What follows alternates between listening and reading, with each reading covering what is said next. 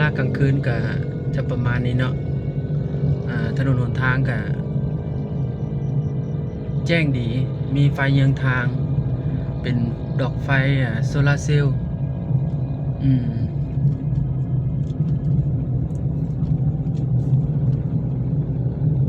ดอกไฟโซลาร์เซลล์นี่บ่ฮู้ว่าอายุการเป็นมันใช้ได้นานส่ำใดเนาะตามที่หลายๆถนนที่ว่าเคยเฮ็ดมาที่ติดตั้งไฟโซลาร์เซลล์เยืองทางนะคือว่าอาจจะแม่นได้ปีหนึ่งแล้วก็เพหรือว่าตายหรือว่าดอกขาดหยังก็บ่ฮู้เนาะ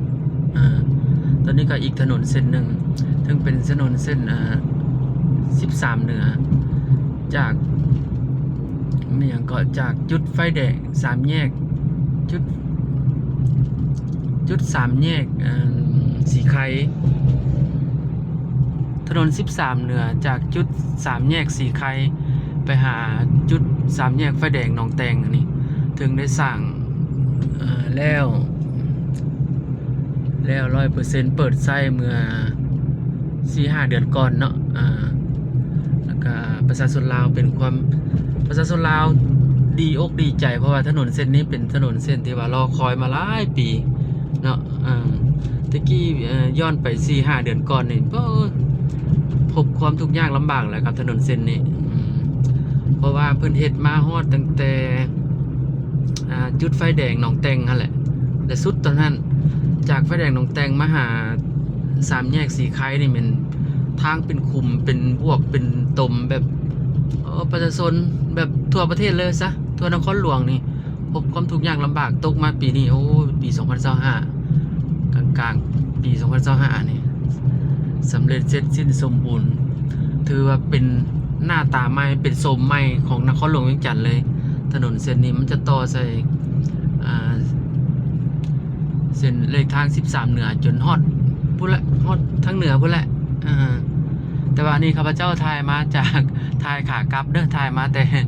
ห้องหมอปวดตาจุดห้องหมอปวดตาตรงปงเนาะถ่ายกลับลงมาหา3แยกไฟแดงสีไข่พี่แหละจุด3แยกไฟแดงสีไข่บรรยากาศกลางคืนก็จะเป็นแบบนี้เนาะแจ้งสว่างดีถนนเส้นนี้งามเฮ็ดแล้วสมบูรณ์และงามเลยเป็นหน้าเป็นตาให้นครหลวงเวียงจันทน์เป็นถนนอีกเส้นหนึ่งที่สำคัญเป็นถนนเส้นสายเหนือเป็นถนนที่คล้องคอยมาหลาย10-20 กว่าปีก็ว่าได้เนาะตั้งแต่เฮาน้อยๆพุ่นมาก็ลุยขี้ตมมานำกันจนฮอดปัจจุบันนี้สมบูรณ์แล้วล่ะแสดงความดีใจนำแล้วก็นี่แหละผลงานของภาครัฐเพิ่นสร้างขึ้นมาแบบเนาะผลงานเพิ่น